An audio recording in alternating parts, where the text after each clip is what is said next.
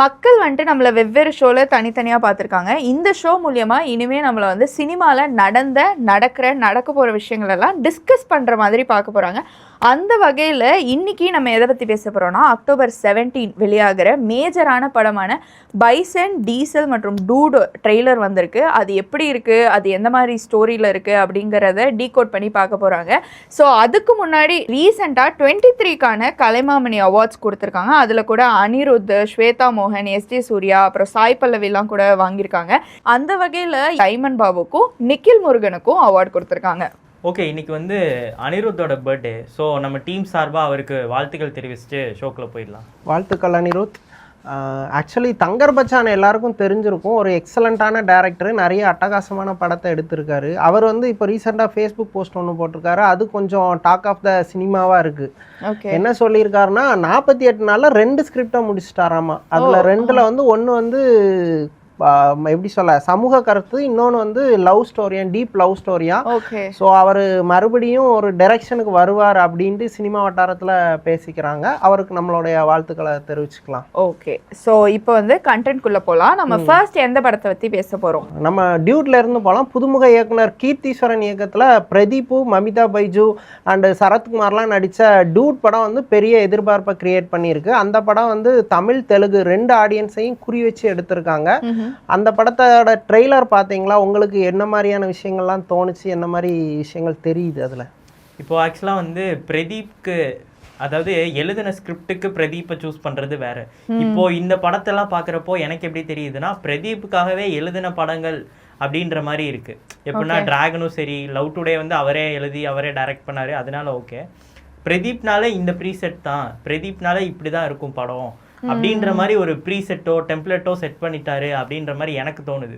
Actually நீங்கள் இது சொல்லும்போது எனக்கு ஒன்று தோணுது, பிரதீப்புக்காகவே எழுதியிருப்பாங்கன்ட்டு. ஆனால் டேரக்டர் வந்து அதை பற்றி சொல்லும்போது என்ன சொன்னார்னா, நான் வந்து ரஜினியை வந்து ஒரு 30 ஏஜில் ஃபிக்ஸ் பண்ணி ரஜினி ஸ்ரீதேவியை இமேஜின் பண்ணி எழுதியிருந்தேன் அப்படின்னு சொல்லியிருந்தாரு. அந்த ரஜினி ஸ்ரீதேவியை இமேஜின் பண்ணி எழுதியிருந்தாலும் அமிதாவும் பிரதீப்பும் அந்த விஷயத்த வந்து ஃபுல் சாட்டிஸ்ஃபை பண்ண மாதிரி நடிச்சிருக்கதா சொல்லியிருந்தாரு. ஆனால் மனோஜ் சொன்ன மாதிரி அஃப்கோர்ஸ் நம்ம ட்ரெய்லரை பார்க்கும்போது கம்ப்ளீட்டாக அது வந்து பிரதீப் மெட்டீரியல், பிரதீப்புக்காகவே எழுதின மாதிரி நமக்கு ஃபீல் ஆகுது. ஒருவேளை அவர் பிரதீப்புக்காகவே எழுதினாரா, இல்லை எழுதின சீன்ஸை பிரதீப் வந்து அவர் ஸ்டைலில் பண்ணி அவருக்கான விஷயமா மாற்றிட்டாரான்னு தெரில. ஏன்னா வந்து இந்தியன் படம் வந்து ரஜினிக்காக எழுதுனது. ஆனா ரஜினி சாயலே தெரியாம கமல் வந்து அட்டகாசமா டெலிவரி பண்ணியிருந்தாரு. எந்திரன் வந்து கமலுக்காக எழுதுனது, கமல் சாயலே தெரியாம ரஜினி டெலிவரி பண்ணியிருந்தாரு. அந்த மாதிரி ஒரு மேஜிக் இங்க நடந்திருக்கலாம், மேபி நடக்கலாம். உங்களுக்கு என்ன தோணுது? தெரியும். ஓகே, இப்போ வந்து பிரதீப்போட படம்னாலே ஒரு ஒரு செட் ஆஃப் பீப்புள்ஸ் இருக்காங்க, அதாவது அந்த டீனேஜர்ஸ், யங் பீப்புள்ஸ் அப்படின்ற மாதிரி. ஸோ வந்து இவங்களுக்காகவே நிறைய படம் பண்ண ஆரம்பிச்சிட்டாரு. இவங்களுக்கு தான் பிடிக்குது. அதுக்கு மேலே இருக்கவங்க வந்து எப்படி பேசுறாங்கன்னா, இப்போ ஸ்டார்டிங் ஸ்டேஜில் தனுஷ் வரப்போ எப்படி ஒரு செட் ஆஃப் பீப்புள்ஸ்க்கு வந்து பிடிச்சது, இன்னொரு செட் ஆஃப் பீப்புள்ஸ்க்கு பிடிக்கல அப்படின்ற மாதிரி பேசுறாங்களோ, இப்போ பிரதீப்புக்கு அந்த மாதிரி தான் இருக்கு. பிரதீப்போட அந்த பாடி லாங்குவேஜ், டைலாக் டெலிவரி, இப்போ வந்து அந்த இந்த டைலாக் ஒன்று வச்சிருப்பாங்க, தோத்துக்கிட்டே இருக்கியடா அப்படின்னு சொல்லிட்டு. அந்த டைலாக் எல்லாம் ஆல்ரெடி வச்சது தான். ஸோ வந்து பிரதீப் பேசினாலும் அதை காப்பின்னு சொல்ல முடியல, அதை வந்து ரசிக்கிற விதமாக பண்ணியிருக்காரு. அது வந்து ஆல்ரெடி பேசின டைலாகாகவே இருந்தாலும் அவரோட ஸ்டைலில் அதை வந்து இம்ப்ரூவ் பண்ணி டெலிவரி பண்ணுறது வந்து ஒரு மாதிரி நல்லா இருக்கு. இல்லை, அதுதான் ஆக்சுவலி ஒரு ஆர்டிஸ்டோட ஸ்கில்லு, ஒரு ஆக்டோட ஸ்கில்லு அப்படிங்கிறது அதுதான். இப்போ நீங்கள் வந்து ரஜினி ஸ்டைலை இமிட்டேட் பண்ணலாம், ஆனால் அது ரசிக்கிற மாதிரி இருக்கணும். இப்போ வந்து ரஜினி ஸ்டைலை இமிட்டேட் பண்ணாத தமிழ் ஆக்டர் இருக்கவே மாட்டாங்க. ஆனால் அது சிவகார்த்திகேயன் பண்ணும்போது தான் ஆடியன்ஸ் வந்து மாஸ் லெவலில் அட்ராக்ட் பண்ணுச்சு.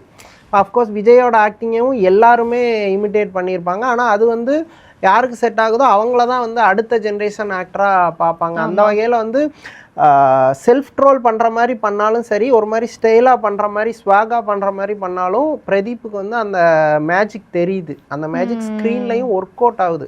ஓகே, அதனால தான் இப்போ வந்து அவர் அப்போ அதில் நீங்கள் அந்த ட்ரெய்லர்லேயே வந்து செல்ஃப் ட்ரோல் டைலாக் இருக்குது. ஆள் இப்படி இருக்க, நீ எப்படா அத்தனை பேரை அடிப்பான்னு கேட்கும்போது, இத்தனை பேரை அடிக்க மாட்டேன், அத்தனை பேர்கிட்ட 100 பேர்த்த அடி வாங்குவேன் அப்படின்னு டைலாக் வைக்கிறாரு. ஆனால் ஃபைட்டை வந்து ஒரு மாதிரி ஸ்டைலாக தான் இது பண்ணியிருக்காங்க. அவரோட ஸ்டைலுக்காகவே டிசைன் பண்ணியிருக்காங்க. ரொம்ப கஷ்டப்பட்டு அடிக்கிற மாதிரிலாம் காட்டல. ஒரு மாஸ் ஹீரோ, இப்போ விஜயோ அஜித்தோ சண்டை போட்டால் எப்படி சண்டை போடுவாங்களோ அந்த மாதிரி தான் ஸ்டைல் பண்ணியிருக்காங்க. ஆனால் டைலாக் மூலமாக அந்த இதை வந்து இப்போ நமக்கு என்னடா இவன் அடிக்கிற மாதிரி காட்டுறானே அப்படின்னு தோணும். அதை வந்து அவங்களே சொல்லி ஒரு செல்ஃப் ட்ரோல் பாயிண்ட் வச்சு ஆடியன்ஸ் வந்து கன்வின்ஸ் பண்ணிடுறாங்க.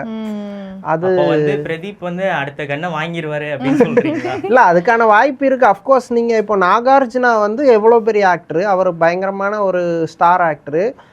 அவர் வந்து பிக் பாஸில் வந்து ப்ரமோஷன் ஷோவில் பேசும்போது என்ன சொல்கிறாருன்னா, ரஜினி வந்து ஒரு ஸ்டீரியோ டைப்பை பிரேக் பண்ணார், ஒரு கருப்பான ஆள் வந்து நடிக்க முடியாதுங்கிற ஒரு சுச்சுவேஷன் இருக்கும்போது ரஜினி அந்த டெம்ப்ளேட்டை பிரேக் பண்ணி ஒரு மேஜிக்கை கொடுத்து அவ்வளோ பெரிய ஆக்டராக நின்னார். அதுக்கடுத்து ஒரு சர்டைன் டிகேட்ஸ் கழிச்சு தனுஷ் அந்த மாதிரி ஒரு மேஜிக்கை கிரியேட் பண்ணார். ஒரு ஒல்லியான உடம்புல ஒரு ஹீரோ மெட்டீரியல் இல்லைன்னு சொன்ன ஒரு தன்மையில் அவர் அவ்வளோத்தையும் பிரேக் பண்ணி தன்னை நிலநிறுத்தினார். இப்போ அதுக்கடுத்து ஒரு டிகேட் கழிச்சு நீங்கள் வந்திருக்கீங்க, உங்கள்கிட்ட அந்த பொட்டன்ஷியல் இருக்குன்னு காமன் மேன் யாரும் சொல்ல, நாகார்ஜுனா சொல்லியிருக்காது. அது எவ்வளோ பெரிய காம்ப்ளிமெண்ட். அது வந்து சும்மா சொன்னால் கூட, ப்ரமோஷனுக்கு சொன்ன மாதிரி தோணா கூட அதில் ஏதோ கொஞ்சம் மீனிங் இருக்குது அப்படின்னு தான் நான் நினைக்கிறேன். ஈவன் தோ பிரதீப்பை ட்ரோல் பண்ணுறவங்க கூட அவன் படத்தை ரசிக்கிறாங்க. ஓகேவா, அதை அந்த பாயிண்ட் நம்ம அக்செப்ட் பண்ணிட்டு தான் ஆகணும். இப்போ அஃப்கோர்ஸ் யங் ஜென்ரேஷன் தான் பிரதீப்புக்கான கோர் ஆடியன்ஸ். ஆர் பிரதீப் வந்து அவங்கள எய்ம் பண்ணி தான் படம் எடுக்கிறாரு. ஆனால் கூட மற்ற ஆடியன்ஸ் அவர் படத்தை ரசிக்கிறாங்கங்கிறது தான் என்னோட இது. ஏன்னா டிராகனும் சரி, டிராகனில் வந்து லவ் மற்ற கலாட்டா போர்ஷன்ஸ்லாம் கோராக இருந்தால் கூட அந்த அப்பா சென்டிமெண்ட்டுங்கிறது வந்து பெருசாக ஒர்க் அவுட் ஆச்சு. அதனால தான் வந்து பெரியவங்க ஃபேமிலி ஆடியன்ஸ் வந்து அதை லைக் பண்ணாங்க. தனுஷ்க்கு கூட ஆரம்பத்தில் ஒரு பிரச்சனை இருந்துச்சு. ஆக்சுவலாக வந்து இதுலேயுமே வந்து அந்த மாதிரி ஒரு சென்டிமெண்ட்டை கொண்டு வந்திருக்காங்க.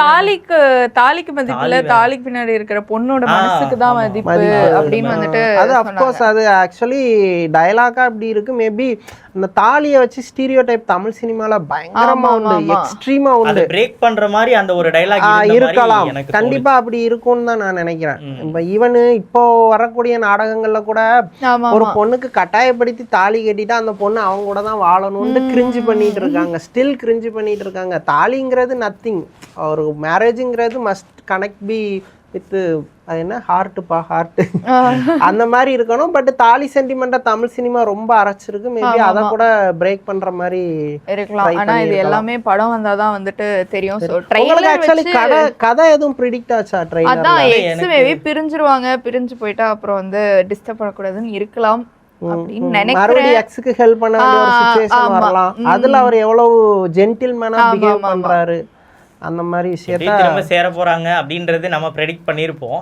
ஆனா வந்து இது ப்ரெடிக்ட் பண்றது வந்து கரெக்டா இருக்குமா தப்பா இருக்குமான்றது டைரக்ட் முடிவு பண்ணி. ஆக்சுவலி சிங்கிள் ஹீரோயின் தானே, ரெண்டு ஹீரோயின் இல்லல்ல. இல்ல தெரியல, அதுல கூட ட்விஸ்ட் வைக்கலாமே தெரியல. யாராவது ஸ்பெஷல் மேபி டிராகன்ல வந்து ஸ்பெஷல் அப்பியரன்ஸ் கொடுத்த மாதிரி வெச்சிருக்கலாம், தெரியல. ஆனா வந்து எனக்கு எல்லைக்கே ட்ரெய்லர் தான் பிடிச்சது. ஐ தாட் எல்லைக்கேவும் காம்படிஷன்ல வரும் அப்படின்னு நினைச்சேன். எல்லாரும் வந்து இது இந்த பாட்டு கடைசியா வந்தது,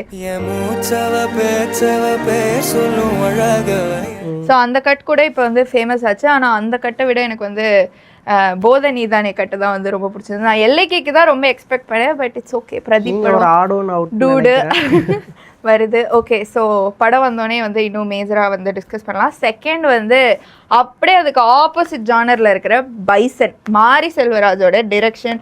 த்ருவ் வந்து விக்ரம் அப்படிங்கிற பேர் இல்லாமல் த்ருவா வந்து இன்ட்ரடியூஸ் ஆயிருக்காரு. இதான் அவரோட ஃபர்ஸ்ட் படம் அப்படிலாம் கூட இப்போ இன்டர்வியூலலாம் வந்து ஃபர்ஸ்ட் படம்னு சொன்னது வந்து கான்ட்ரோவர்சி ஆச்சு. என்னன்னா மற்ற ரெண்டு டிரெக்டர்ஸோட உழைப்பை கொச்சப்படுத்துற மாதிரி இருக்கு அப்படின்னு சொன்னாங்க. ஆனால் அதுக்கு அவர் ஒரு மாதிரி விளக்கம் கொடுத்துருந்தாரு. என்னன்னா ஃபர்ஸ்ட் படம் ரீமேக்கு, ரெண்டாவது படம் அது என்னோட படம் கிடையாது, அப்பா படத்துல நான் ரோல்லாம் நடிச்சேன், அவ்வளவுதான், இதுதான் என்னோட முழு படம் அப்படின்னு சொல்லி அதுக்கும் அவர் சொன்னாரு. அது பார்க்கலனாலும் பரவாயில்ல, இத பாருங்க கண்டிப்பா அப்படிங்கிற மாதிரி. உங்களுக்கு ட்ரெய்லர் என்ன மாதிரி வியூவை கொடுத்தது? ஆக்சுவலி எனக்கு தெரிஞ்ச மறுபடியும் வந்து ஒரு வேற ஊருக்கு போனவர் திருப்பி அவர் ஊருக்கே போயிட்டாருன்னு நினைக்கிறேன். அது அவரோட ஊரு, அவரோட மக்களை பத்தி சொல்ற கதை அவரு தெரியுது. எல்லா படமுமே அவரோட மக்கள் இல்ல, அவரோட வாழ்க்கை, பர்சனலி அவரோட மக்கள்ங்கிறத விட அவரோட லைஃப்ல உள்ள பார்ட்டை தான் அவர் வந்து பார்ட்டா எடுத்துட்டு வராரு. ஆமா, இந்த படம் கூட மன்னத்தி கணேசனோட ஸ்டோரி அண்ட் ஆல்சோ அந்த ஊர்ல நடக்கிற மத்த ஸ்டோரிஸ் பத்தி அப்படின்னு. ஆக்சுவலி மாமன்னன்னா அவர் வந்து அவரோட அந்த தூத்துக்குடி திருநெல்வேலி லேண்ட்ஸ்கேப் இல்லாம அங்க நாமக்கல் கொங்கு பெல்ட்டுக்கு போனாரு. இது வந்து அவரோட இதுதான். ஆமா, மறுபடியும் வந்துட்டார். சோ மறுபடியும் வந்து அவரோட இடத்துக்கே வந்ததுனால இதுவும் ஸ்ட்ராங்கா மறுபடியும் சூப்பரா அமையும்னு நினைக்கிறேன். ஆக்சுவலி டியூட் ட்ரெய்லர் வந்திருந்த வரைக்கும் வந்து இன்டர்நெட்ல பயங்கரமான அது சென்சேஷனாக இருந்துச்சு. அதுதான் அந்த தீபாவளி ஹிட்டு, தீபாவளி வின் அப்படிங்கிற லெவல் இருந்துச்சு. பட் இப்போ பைசன் ட்ரெய்லர் வந்தோன்னா அந்த டாக் அப்படியே ஒரு பிரேக் பண்ணி இது வேற மாதிரியான ஒரு இம்பாக்டை கொடுத்துட்டு ரொம்ப சென்சிட்டிவாக கொஞ்சம் ராவான் ரஸ்டிக்காக ஒரு கதை கலங்கும் போது ஆடியன்ஸ் ஆட்டோமேட்டிக்காக அதில் அட்ராக்ட் ஆகிட்டாங்க. வெறுமனா அது மட்டும் இல்லை, ஆக்சுவலி யூஸ்வலாக மாரி செல்வராஜ் இதில் வந்து அந்த அந்த அந்த டைமில் நடந்த சில ஹிஸ்டாரிக்கல் இன்சிடென்ட் அப்படி போகிற போக்கில் டச் பண்ணிட்டு போவார். கர்ணனில் வந்து அந்த பஸ் சார்ந்து நடந்த கலவரத்தை காட்சிப்படுத்தியிருந்தாரு, அது ஒரு மாதிரி பேசு பொருளாச்சு. இந்த படத்தில் வந்து அமீர் நடித்த ரோல் வந்து சவுத்தில் வந்து ஒரு பெரிய இம்பேக்ட் அல்லது ஒரு கான்ட்ரவர்சியை கிரியேட் பண்ணலாம் அப்படின்ட்டு வாய்ப்பு. இப்பவே அமீரோட போர்ட்ரேட் வந்து அமீரோட காட்சிப்படுத்தினது வந்து எப்படி இருக்குன்னா, பசுபதி பாண்டியன் அவர் வந்து ஒரு அரசியல் தலைவர், அரசியல் அல்லது சாதி தலைவர் அப்படின்னு சொல்லலாம். இந்த படத்தில் காட்டக்கூடிய அல்லது இந்த மன்னத்தி கணேசன் அல்லது மாரி செல்வராஜ் சார்ந்திருக்க சமுதாயத்தை சேர்ந்த ஒரு தலைவர் பசுபதி பாண்டியன். அவருக்கும் இன்னொரு சமூகத்தை சேர்ந்தவங்களுக்கும் மத்தியில் ஒரு பெரிய லாங் டைம் கிளாஸ் இருந்தது. ஆக்சுவலி ஒரு 20 வருஷத்துக்கு மேலே இவங்க ஆட்கள் அவங்கள அடிக்கிறது, அவங்க ஆட்கள் இவங்கள அடிக்கிறதுன்னு ஒரு கிளாஸ் இருந்துச்சு. அதை வச்சு சவுத்தில் வந்து அடிக்கடி சாதி கலவரங்கள் வர்றது இல்லை ஒரு சென்சிட்டிவான ஒரு விஷயமா இருந்தது. ஆக்சுவலி மெயின் ஸ்ட்ரீமில் இப்போ அவர் அந்த பசுபதி பாண்டியன் யாருன்னு கேட்டால் ரவுடி இல்லை வந்து அந்த மாதிரியான ஒரு இமேஜ் உண்டு. மேபி இப்போ மாரி செல்வராஜ் அவரோட பெர்ஸ்பெக்டிவை சேஞ்ச் பண்ணுற மாதிரி அவர் இந்த மக்களுக்கு எவ்வளோ ஒர்க் பண்ணியிருக்காரு, இல்லை அவரோட தேவை என்ன மாதிரி இருந்தது, அவர் ஏன் வந்து வைலன்ஸை நோக்கி போக சுச்சுவேஷன் வந்தது அப்படின்ட்டு ஒரு வேற ஒரு பெர்ஸ்பெக்டிவை காட்டியிருக்கலாம். அதனால அந்த விஷயம் கண்டிப்பா சவுத்ல ஒரு பெரிய சென்சேஷனை கிரியேட் பண்ணும். ஆனா மாரி செல்வராஜுக்கு ஒரு நல்ல ஃபிலிம் லாங்குவேஜ் உண்டு. ஒரு எப்படி சொல்ல, ஒரு மேக்கிங்ல குவாலிட்டி இருக்கும். ஈவன் ஹை கான்ட்ரவர்சியான விஷயத்த கூட எப்படி டெலிவரி பண்ணணும் அப்படிங்கிற ஒரு சூட்சமும் தெரியும். இல்லாட்டி உங்களுக்கு கர்ணன்ல அந்த பஸ் இஷ்யூவோ இல்லை சவுத்தில் உள்ள 2 டைரக்ட் ஆப்போசிட்டான மெஜாரிட்டியான இருக்கக்கூடிய கேஸ்ட்டை அதே நேமில் போர்ட்ரேட் பண்ணி ப்ராப்ளம் இல்லாமல் காட்சிப்படுத்தவே முடியாது. வேற யாருக்கும் அந்த அளவுக்கு ஃபிலிம் லாங்குவேஜ் நுணுக்கமாக தெரிஞ்சிருக்குமான்னு தெரில. மாரி செல்வராஜுக்கு அது தெரியுது. இப்போ இதுலேயே வந்து அமீர் படம் ஃபுல்லாக அந்த ட்ரெய்லர் ஃபுல்லாக நிறைய சீன்ஸில் வராரு. ஆனால் அவரை பசுபதி பாண்டியன் அப்படின்னு சொல்லி அடையாளப்படுத்துறதுக்கு ஒரே ஒரு ஷாட்டு தான். அந்த பிளாக் துண்டை போடுற மாதிரி ஒரு ஷாட் இருக்குல்ல, அந்த ஒரு ஷாட்டு தான் அவ்வளோ ஸ்க்ரீன்ஷாட்டாக போயிருக்கு. நிறைய பேர் வந்து இது வந்து பசுபதி பாண்டியனா போர்ட்ரேட் பண்ணுறாங்கன்னு சொல்லி காட்டுறாங்க. இதுதான் ஃபிலிம் லாங்குவேஜுங்கிறது. நீ வந்து பசுபதி பாண்டியன் பேர் எழுதுறது அங்கங்கே காட்டணும்னு எந்த அவசியமே கிடையாது. ஆனால் ஜஸ்ட் ஒரு சிங்கிள் ஷாட் அவங்களுக்கான ஐக்கானா காட்டுறதுக்கு ஒரு விஷயம் இருக்கும்ல, அவ்வளோதான். ஒருத்தரை எம்ஜிஆராக காட்டணும்னா என்ன பண்ணணும்? கேப். Just cap. இப்போ கலைஞராக காட்டணும்னா அந்த எல்லோ ஷால், அந்த மாதிரி தான். அதுதான் வந்து ஒரு டைரக்டரான ஆர்ட், டைரக்டரோட ஸ்கில்லுங்கிறது அதுதான். இப்போ நீங்கள் கர்ணனில் பார்த்தா ஒரு பயங்கரமான ஒர்க் பண்ணியிருப்பார். ஆக்சுவலி அதில் வந்து படத்தோட தொடக்கத்துல இருந்தே ஒரு வால் பெயிண்டிங் நடந்துகிட்டே இருக்கும். வாலில் வந்து ஒரு ஆர்மி மேன் போட்டால் ஒரு படம் வந்துட்டே இருக்கும்.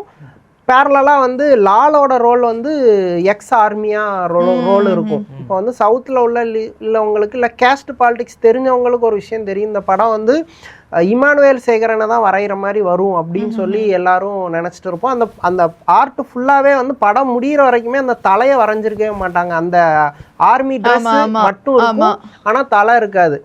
பட் படத்தோட எண்டில் எப்படி முடிச்சிருப்பாருன்னா லாலோட தலையால கனெக்ட் பண்ணி முடிச்சிருப்பாங்க. ஏன்னா லால் வந்து அந்த படக்கதைப்படி அந்த மக்களை காப்பாத்துறதுக்காண்டி சுயமா தீக்குளிச்சு இறந்துருப்பாரு.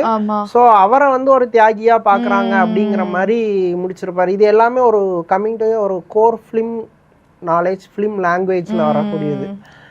ஸோ இதுலேயும் அந்த மாதிரி ஒரு விஷயத்த ஹேண்டில் பண்ணியிருப்பாரு. இல்லாட்டி இந்த விஷயம் ரொம்ப சென்சிட்டிவ் ஆகிறதுக்கான வாய்ப்பு இருக்குது.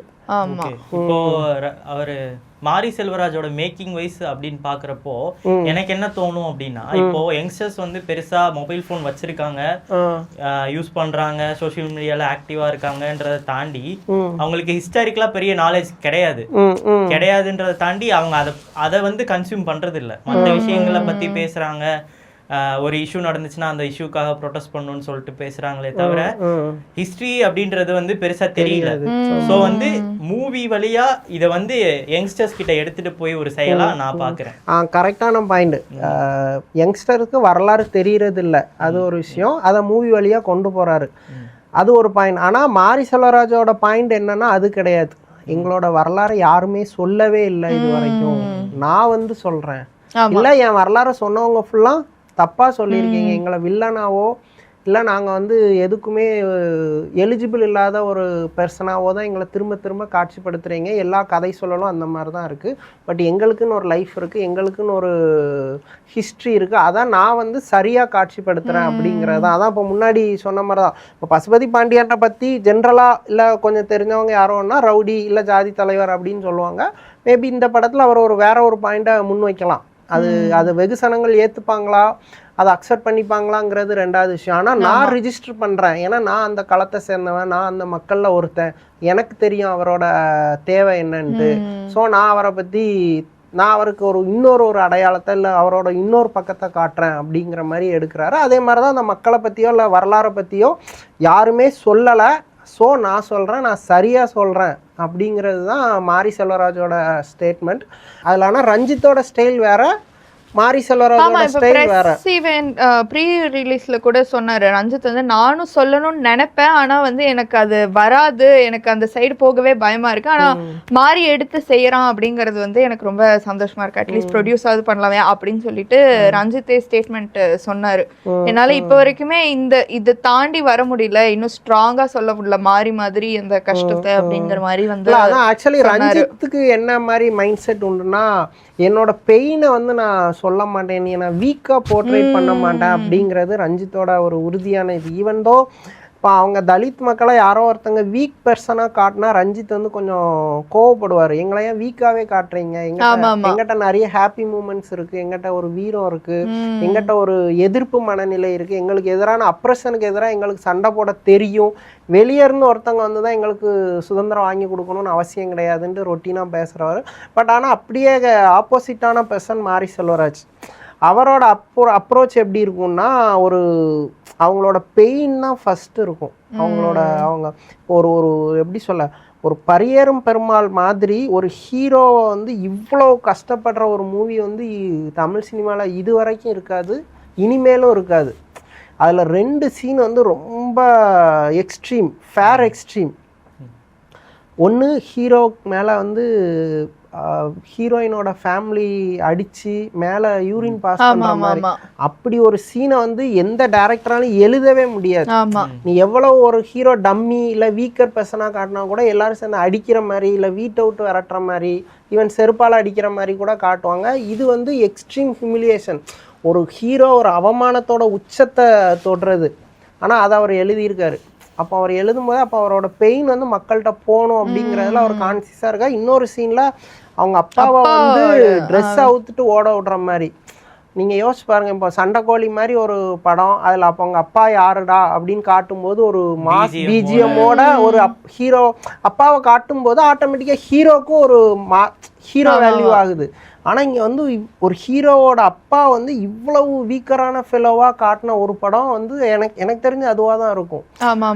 அதான் இது ரெண்டுமே வந்து எழுதும் போதே மற்ற டைரக்டர் கிழிச்சு போடக்கூடிய சீன். ஆனால் அவர் வந்து மாரி செல்வராஜ் தைரியமா வச்சதும் இல்லாம ஆடியன்ஸை கன்வே பண்ணி அதை அக்செப்ட் பண்ணி அதை வந்து சக்சஸ் பண்ண வச்சாரு.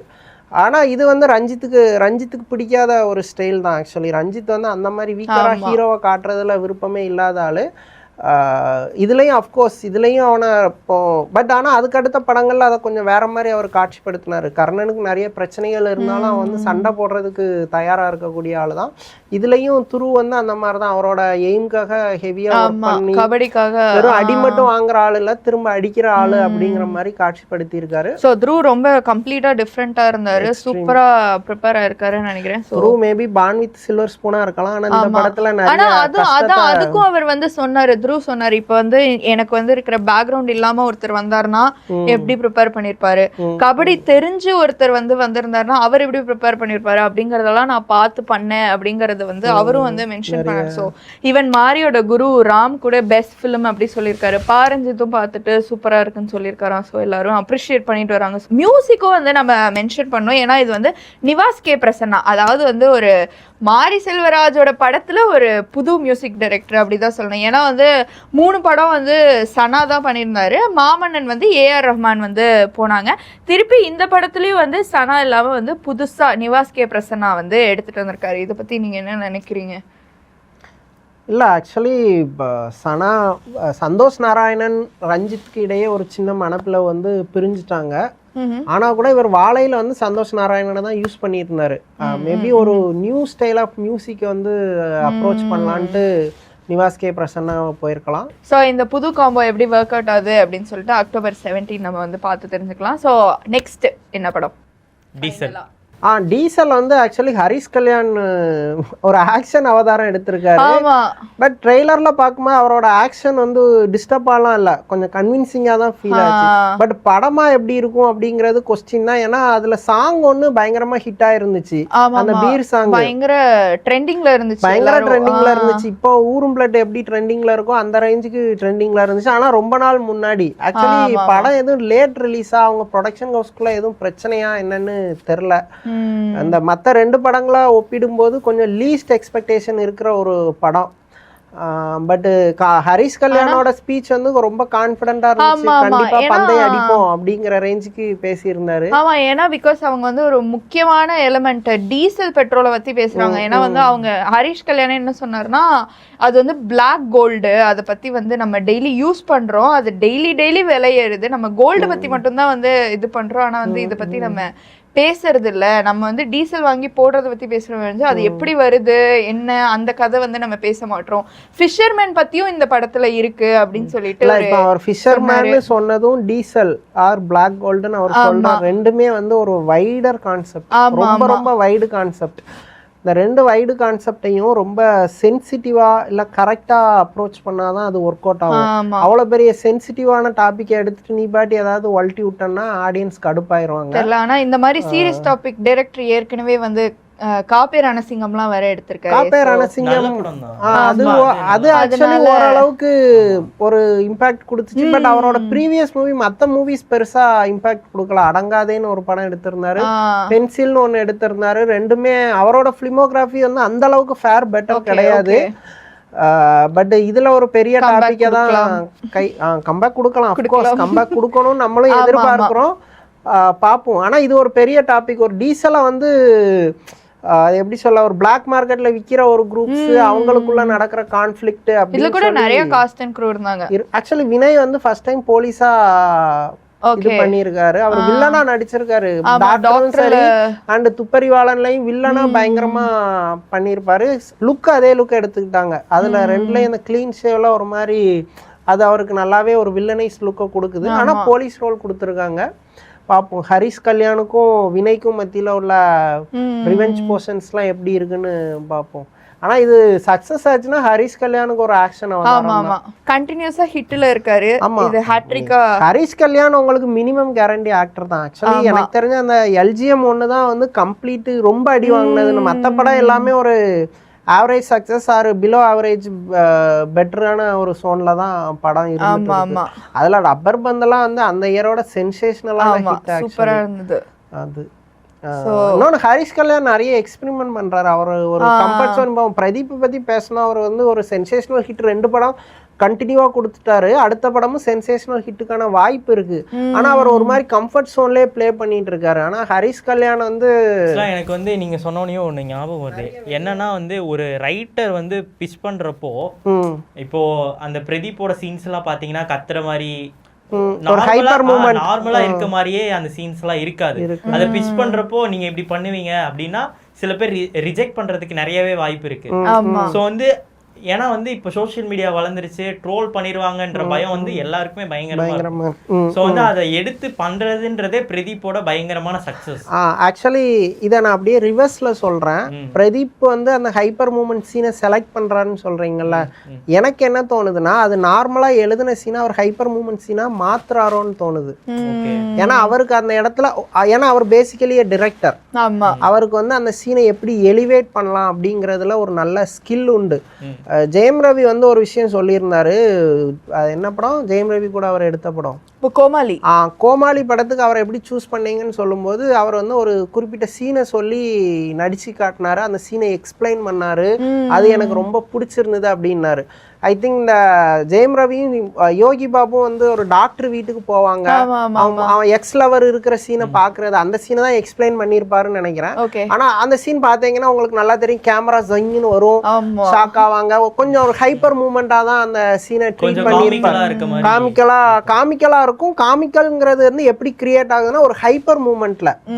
ஓகேவா, இப்போ லவ்வரோட நம்ம லவ்வர் வந்து வேற ஒரு அவனோட எக்ஸ்ட்ரா பேசின சேட்டை பாக்குற மாதிரி ஒரு சீனு, அந்த சீனை நீ எப்படினாலும் எடுக்கலாம், பார்த்துட்டு நீ கண்ணீர் விட்டு அழலாம், மனசு உடையலாம், போனை தூக்கி. ஆனா அதை வந்து லவ் டுடேல எப்படி எலவேட் பண்ணி பயங்கரமா கொண்டு போயிருப்பாங்க. அந்த அது ஒரு ஹைப்பர் மூமெண்ட் பிஹேவியர் கொடுத்து ஒரு காமிக் சென்ஸை வந்து அவர் கிரியேட் பண்றாரு. அஃப்கோர்ஸ் இது இப்போ உங்களுக்கு டிராகன்லயும் அதே தான்.